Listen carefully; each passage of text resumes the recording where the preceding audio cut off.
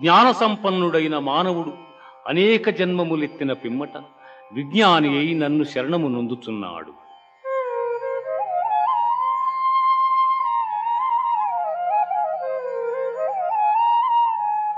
అంతకాలే చ మామేవా స్మరన్ ముక్త్వా కళేబరం యః ప్రయాతి సమద్భావం యాతి నాస్త్యత్ర సంశయః.